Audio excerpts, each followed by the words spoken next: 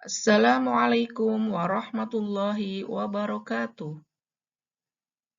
Jumpa lagi pada pembelajaran online mata pelajaran kimia dengan tema struktur atom dan sistem periodik unsur.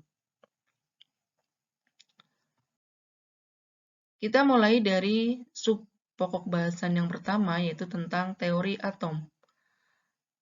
Adapun kompetensi dasar dari materi ini adalah mengkorelasikan struktur atom berdasarkan konfigurasi elektron untuk menentukan letak unsur dalam tabel periodik.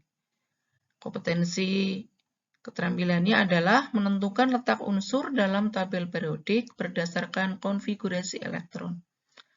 Adapun tujuan pembelajarannya adalah yang pertama, peserta didik dapat mendeskripsikan perkembangan teori atom dari teori atom Dalton sampai teori atom modern. Yang kedua, peserta didik dapat berlatih mengenali perkembangan teori atom.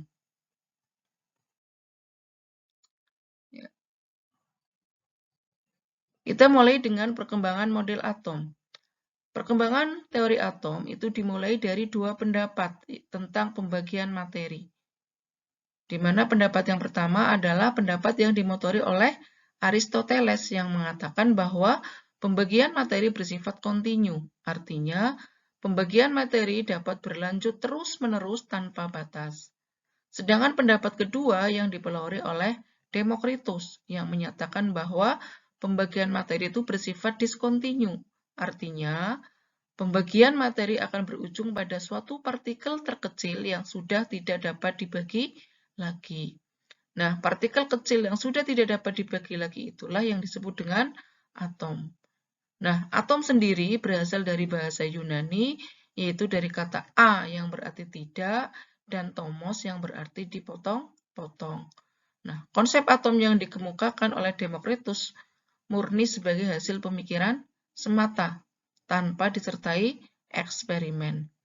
Nah, gagasan tentang atom dari Demokritus menjadi tantangan bagi para ilmuwan selanjutnya dan menjadi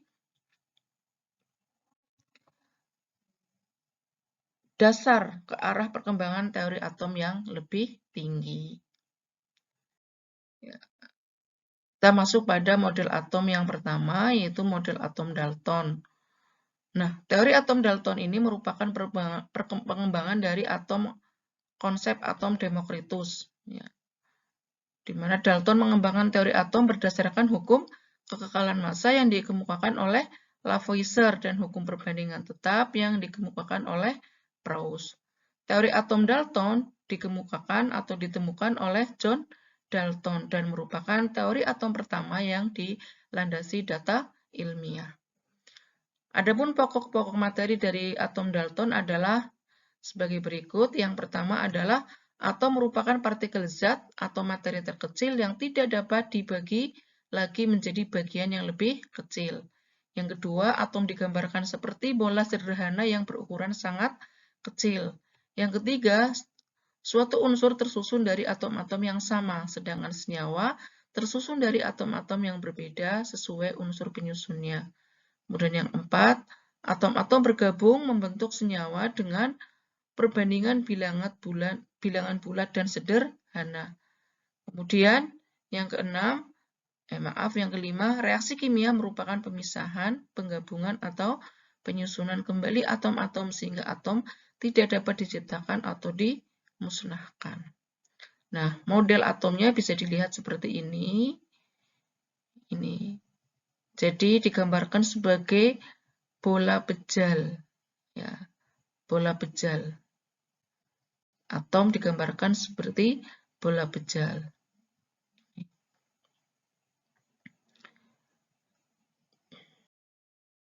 Nah, model atom Dalton ini memiliki kelebihan dan kelemahan. Kelebihannya di sini Dalton dapat menerangkan hukum kekekalan massa, dan yang kedua dapat menerangkan hukum perbandingan tetap. Sedangkan kelemahannya di teori atom Dalton ini tidak dapat menjelaskan perbedaan antara unsur yang satu dengan yang lain. Kemudian tidak dapat menjelaskan sifat listrik materi dan tidak dapat menjelaskan cara atom-atom saling berikatan. Kemudian yang kedua, model atom Thomson. Nah, dari kelemahan teori atom Dalton, maka diperbaiki oleh J.J. Thomson, di mana J.J. Thomson ini memfokuskan pada muatan listrik yang ada di dalam sebuah atom, yaitu dengan sinar katoda. Membuktikan bahwa adanya partikel lain yang bermuatan negatif dalam atom, dan partikel tersebut adalah elektron. Thomson juga memastikan bahwa atom bersifat netral sehingga di dalam atom juga terdapat partikel yang bermuatan positif. Sehingga selanjutnya Thomson mengajukan sebuah model atom yang menyatakan bahwa atom merupakan benda bulat yang bermuatan positif yang di dalamnya tersebar merata awan-awan elektron yang bermuatan negatif seperti kismis dalam roti kismis. Kemudian yang kedua, secara keseluruhan atom bersifat netral. Nah, model atomnya bisa dilihat di sini. Kalau tadi di dalam teori atom Dalton hanya bola pejal, ya belum diketahui apakah memiliki sifat listrik apa tidak. Tapi di sini di dalam teori atom Thomson, ya selain atom digambarkan sebagai bola pejal, tapi dipastikan bahwa di dalam atom ini terdapat partikel lain yang bermuatan negatif. Ini yang bermuatan negatif yang kemudian disebut sebagai elektron. Ya, yang disebut sebagai elektron. Dan Thomson juga memastikan bahwa atom itu bersifat netral. Ya, karena netral berarti di dalam atom itu terdapat partikel yang bermuatan positif. Nah, tapi belum diketahui yang bermuatan positif itu apa, belum diketahui, baru diketahui bahwa di dalam atom itu terdapat partikel yang bermuatan negatif yang disebut dengan elektron. Kemudian, sama dengan teori atom Dalton, teori atom Thomson juga memiliki kelebihan dan kelemahan. Kelebihannya adalah dapat membuktikan adanya partikel lain yang bermuatan negatif dan dalam atom. Berarti atom bukan lagi bagian terkecil dari suatu unsur. Tapi ada kelemahannya juga, yaitu tidak dapat menjelaskan susunan muatan positif dan negatif dalam bola atom tersebut. Kemudian tidak dapat menyatakan gerak elektron dalam suatu atom. Jadi tadi hanya disebutkan di dalam atom itu terdapat muatan negatif. Ya, walaupun sudah dipastikan ada muatan positifnya, tapi belum diketahui namanya apa. Kalau yang negatif tadi sudah diketahui bahwa itu adalah elektron. Kemudian yang ketiga adalah model atom Rutherford. Nah, dari percobaan Thomson tadi, kan sudah diketahui bahwa di dalam atom itu terdapat atom yang bermuatan positif, tapi belum diketahui namanya apa. Maka di dalam atom Rutherford ini, ya, Rutherford mencoba meneliti atom partikel yang bermuatan positif tadi. Sehingga Rutherford ini memfokuskan penelitiannya pada atom yang bermuatan positif. Nah, eksperimen yang dilakukan Rutherford adalah dengan menembakkan partikel alfa pada seluruh sebuah lempeng tipis dari emas. Nah, hasil pengamatan Rutherford itu adalah partikel alfa yang ditembakkan ada yang diteruskan dan ada yang dibelokkan. Sebagian besar dari massa dan muatan positif atom terkonsentrasi pada bagian pusat atom yang selanjutnya disebut inti atom. Nah, kemudian dari hasil temuannya itu, kemudian Rutherford mengajukan sebuah model atom yang menyatakan bahwa atom terdiri dari inti yang bermuatan positif dan terkonsentrasi pada bagian pusat inti. Sedangkan elektron beredar mengelilingi inti pada lintasan tertentu yang berbentuk lingkaran atau elips. Jadi ini bisa dilihat model atomnya seperti ini. Kalau tadi ya, di sini bahwa atom itu terdiri apa namanya tadi? Bola bejal ya. Kemudian di dalamnya ada elektron ya. Kemudian Rutherford ini bisa dikatakan dia adalah yang menemukan inti atom ya. Jadi kalau tadi di teori atom Thomson belum diketahui namanya, partikel yang bermuatan positif, tapi di model atom Rutherford ini ternyata partikel yang bermuatan positif ini adalah inti atom. Ya, inti atom. Ya, dengan demikian berarti Rutherford berhasil menemukan inti atom. Jadi yang menemukan inti atom adalah Rutherford. Yang menemukan elektron adalah Thomson. Dan elektron-elektron ini, ya, elektron-elektron ini beredar mengelilingi inti pada lintasan tertentu yang berbentuk lingkaran atau elip ini. Gambar yang kedua. Ya, jadi di dalamnya ada inti atom, kemudian ada elektron, elektron berputar mengelilingi inti atom. Seperti itu. Jadi gerakan elektron sudah diketahui bahwa elektron itu bergerak mengelilingi inti atom. Nah, teori atom ini juga mendapat sanggahan. Ya, model atom Rutherford banyak mendapat sanggahan. Jika elektron bergerak mengelilingi inti atom, maka elektron akan melepas atau memancarkan energi. Sehingga energi yang dimiliki elektron lama-kelamaan akan berkurang dan menyebabkan lintasannya makin kecil. Dan suatu saat elektron akan jatuh ke dalam inti atom. Ini di antara sanggahan dari model atom Rutherford ini. Nah, Rutherford itu tidak dapat menjelaskan mengapa elektron tidak tertarik dan jatuh ke dalam inti atom. Nih ya, kelebihan dari Rutherford dapat membuat hipotesa bahwa atom tersusun dari inti atom dan elektron mengelilingi inti atom. Jadi berhasil menemukan inti atom dan berhasil menemukan gerakan elektron. Nah, kelemahannya tadi sudah dijelaskan, tidak dapat menjelaskan mengapa elektron tidak jatuh ke dalam inti atom. Padahal menurut teori fisika, gerakan elektron mengelilingi inti atom itu disertai pemancaran energi, sehingga lama-kelamaan energi elektron akan berkurang dan lintasannya semakin lama akan mendekati inti atom dan jatuh ke dalam inti atom. Nah, di sini Rutherford tidak bisa menjelaskan ini kenapa. Sehingga kemudian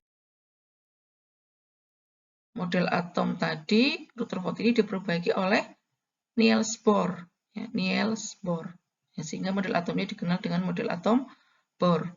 Nah, pendekatan yang dilakukan oleh Bohr adalah sifat dualisme yang dapat bersifat sebagai partikel dan dapat bersifat sebagai gelombang. Nah, hal ini dibuktikan oleh Bohr dengan melihat spektrum dari atom hidrogen yang dipanaskan. Nah, spektrum yang dihasilkan sangat spesifik, hanya cahaya dan frekuensi tertentu. Spektrum yang dihasilkan mengindikasikan bahwa elektron itu mengelilingi inti dalam tingkat dengan berbagai tingkat energi. Nah, ini jawaban dari kelemahan tadi model atom Bohr. Nah, sehingga kemudian Bohr mengajukan sebuah model atom yang isinya atau mengajukan sebuah teori atom yang menyatakan bahwa atom tersusun atas inti atom yang bermuatan positif dan dikelilingi oleh elektron yang bermuatan negatif. Jadi ini sama dengan teori atom Rutherford tadi isinya. Nah, kemudian yang di sini ini jawaban dari kelemahan Rutherford tadi, itu di poin B, bahwa elektron beredar mengelilingi inti atom pada lintasan tertentu dan stasioner atau tetap dalam tingkat energi tertentu tanpa disertai pemancaran atau penyerapan energi. Nah, ini tadi. Jadi ini merupakan jawaban dari sanggahan dari kelemahan teori Rutherford tadi. Lintasan dari elektron itu yang disebut dengan kulit elektron atau orbit yang ditandai dengan satu bilangan bulat mulai dari 1, 2, 3, dan seterusnya. Atau dinyatakan dengan lambang K, L, M, dan seterusnya. Jadi ini, lintasan elektron mengelilingi inti atom itu disebut dengan kulit elektron. Kemudian yang ketiga, elektron dapat berpindah dari satu kulit ke kulit yang lain dengan pemancaran atau penyerapan energi. Tadi ya. Jadi elektron bisa berpindah dari satu kulit ke kulit yang lain. Jika berpindah dari kulit dalam ke kulit yang paling luar, jadi misalkan di sini kulit 1 ke kulit 2. Ya, jadi elektron itu bisa berpindah dari kulit 1 ke kulit 2 atau kulit 3 ke kulit 2. Jadi kalau berpindah dari kulit 2 ke kulit 3 atau kulit 1 ke kulit 2, maka akan terjadi penyerapan energi. Ya, jadi menyerap. Dan jika pindah dari kulit luar ke kulit yang lebih dalam, maka akan memancarkan energi. Jadi misalkan elektron berpindah dari kulit ketiga ke kulit 1, maka akan disertai dengan pemancaran energi. Kemudian yang keempat, pada keadaan normal atau tanpa pengaruh luar, elektron menempati tingkat energi terendah. Yang tingkat dasar berarti berada di kulit yang pertama, yaitu kulit K. Jadi sekali lagi ini adalah jawaban dari teori atom Rutherford tadi, kelemahan dari teori atom Rutherford. Jadi bahwa elektron itu beredar mengelilingi inti atom pada lintasan tertentu dan tetap dengan tingkat energi tanpa disertai dengan pemancaran atau penyerapan energi. Nah, lintasan elektron mengelilingi inti atom tadi yang disebut sebagai kulit atom atau kulit elektron, di mana elektron itu bisa berpindah dari satu kulit ke kulit yang lain. Nih. Nah, ini kelebihan dari model Bohr ya. Jadi, model atom Bohr dapat menjelaskan kelemahan dari teori atom Rutherford. Nah, tapi bukan berarti tidak ada sanggahan. Namun pada perkembangan selanjutnya diketahui bahwa gerakan elektron itu menyerupai gelombang, ya. Karena ilmu semakin bertambah, ya, pengetahuan bertambah, ya. Ternyata diketahui gerakan elektron itu menyerupai gelombang. Oleh karena itu, posisinya tidak dapat ditentukan dengan pasti, ya.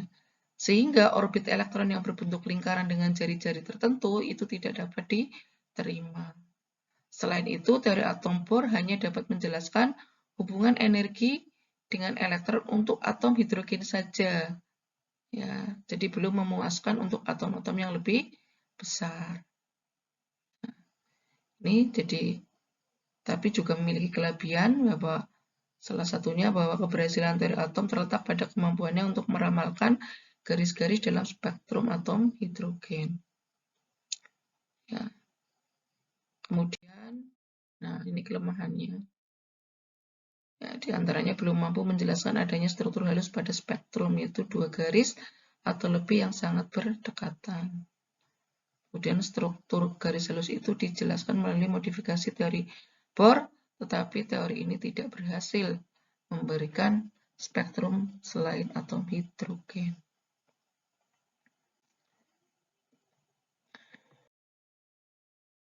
Nah, kelemahan yang dimiliki oleh teori atom Bohr ini kemudian diperbaiki oleh Erwin Schrödinger, ini ya, seorang ilmuwan asal Austria. Dia mencoba mengemukakan teori atom yang disebut teori atom mekanika kuantum atau mekanika gelombang. Nah, teori ini berdasarkan 2 penemuan, yaitu hipotesis Laws de Broglie dan asas ketidakpastian Heisenberg. Hipotesis Laws de Broglie, ya, yang mengemukakan gagasan tentang gelombang materi. Menurutnya, elektron memiliki sifat seperti cahaya, dapat bersifat partikel dan juga gelombang. Sedangkan asas ketidakpastian Heisenberg yang mengemukakan bahwa tidak mungkin menentukan posisi dan momentum elektron dalam atom. Sehingga kemudian kedua penemuan ini menjadi dasar yang penting ke arah penemuan teori atom modern. Ya. Nah, berdasarkan hal tersebut di atas, kemudian Schrödinger berhasil merumuskan persamaan gelombang atau yang disebut dengan persamaan gelombang Schrödinger. Nah, model atomnya seperti ini, ya. Jadi isinya sama, poin yang satu tadi bahwa atom itu terdiri atas inti atom, ya. Kemudian elektron berputar mengelilingi inti atom itu sama. Nah, selanjutnya ini bahwa ini gerakan elektron, ini isinya. Gerakan elektron itu tidak dapat berputar pada lintasannya, tetapi seperti gelombang. Selain itu, posisi elektron tidak dapat ditentukan secara pasti. Yang dapat ditentukan hanyalah daerah dengan peluang terbesar ditemukannya elektron. Daerah tersebut kemudian dikenal dengan orbital elektron. Nah, orbital ini kemudian digunakan untuk menjelaskan struktur atom mekanika kuantum. Jadi ini model atomnya. Nah, jadi ini inti atomnya sama. Jadi gerakan elektron itu tidak dapat diketahui, posisi elektron itu tidak dapat diketahui secara pasti. Jadi yang dapat diketahui adalah daerahnya, daerah dengan peluang terbesar ditemukannya elektron yang kemudian kita sebut sebagai orbital. Ya, jadi makanya di sini dikatakan seperti awan elektron. Nah, awan elektron di sekitar inti, ya. Jadi tidak seperti tadi, ya, membentuk suatu lintasan, ya. Itu seperti itu. Ini ya, persamaan teori atom mekanika kuantum dan Bohr. Itu dalam hal tingkat-tingkat energi atau kulit-kulit atom. Namun struktur atom mekanika kuantum menjelaskan kulit atom dengan lebih jelas. Elektron dalam atom mengelilingi inti pada tingkat energi tertentu. Suatu kulit terdiri atas satu atau lebih subkulit, dan setiap subkulit terdiri atas satu atau lebih orbital. Nah, orbital ini menggambarkan awan elektron ini tadi, ya. Ini adalah orbital, di mana orbital ini menggambarkan awan elektron yang mempunyai bentuk-bentuk tertentu, dan di daerah inilah ditentukannya kemungkinan menemukan elektron. Jadi tidak dapat diketahui pasti, hanya kemungkinan ditemukan elektron. Itu seperti itu. Itu teori atom modern atau yang disebut dengan teori atom mekanika kuantum. Ini bisa dibaca sendiri. Nah, kalau disimpulkan ini seperti ini. Modelnya ini, ya. Tadi ini model atom Dalton. Hanya seperti bola bejal, yang namanya bola bejal di dalamnya rapat, ya. Tidak seperti bola plastik dalamnya bolong, ya. Jadi di dalamnya itu padat berisi, cuma belum diketahui isinya apa. Jadi hanya dilihat dari luarnya saja bahwa model atom Dalton itu seperti bola bejal, ya. Ini kemudian teori atom Thomson ini seperti ini. Jadi sudah ditemukan adanya muatan negatif yang disebut dengan elektron, ya. Sudah dipastikan ada inti atomnya, dipastikan ada partikel bermuatan positifnya, tapi belum diketahui nama muatan positifnya apa, itu belum diketahui, ya. Jadi elektron tersebar merata, ya. Jadi gerakan elektron itu belum ditemukan. Ini Thomson. Nah, kalau Rutherford tadi sudah ditemukan. Rutherford ini yang berhasil menemukan inti atom, ya. Jadi atom ini terdiri atas inti atom yang bermuatan positif dan elektron yang bermuatan negatif. Nah, elektron-elektron itu berputar mengelilingi inti atau membentuk lintasan yang berbentuk lingkaran atau elips. Ini, ya. Ini Rutherford. Nah, jadi gerakan elektron itu sudah diketahui. Ya, Rutherford berhasil menemukan inti atom dan menemukan gerak elektron, bahwa elektron itu bergerak mengelilingi inti atom. Kemudian yang keempat, ini adalah teori atom Bohr, ya. Jadi atom sama tadi, atom terdiri di atas inti atom dan elektron, di mana elektron berputar mengelilingi inti atom. Nah, elektron mengelilingi inti atom itu pada lintasan tertentu, pada keadaan stasioner tetap, ya. Ini. Nah, lintasan elektron mengelilingi inti atom ini yang disebut sebagai kulit atom. Nah, elektron bisa berpindah dari satu kulit ke kulit yang lain dengan pemancaran atau penyerapan energi. Ini. Kemudian teori atom modern, model atom mekanika kuantum atau modern itu seperti ini tadi. Ya. Sama tadi, atom terdiri atas inti atom dan elektron. Ya. Tapi di sini pada perkembangannya bahwa lintasan elektron itu tidak dapat ditentukan secara pasti keberadaannya. Ya, yang bisa ditentukan adalah daerahnya, daerah dengan peluang terbesar ditemukannya elektron yang kita sebut sebagai orbital.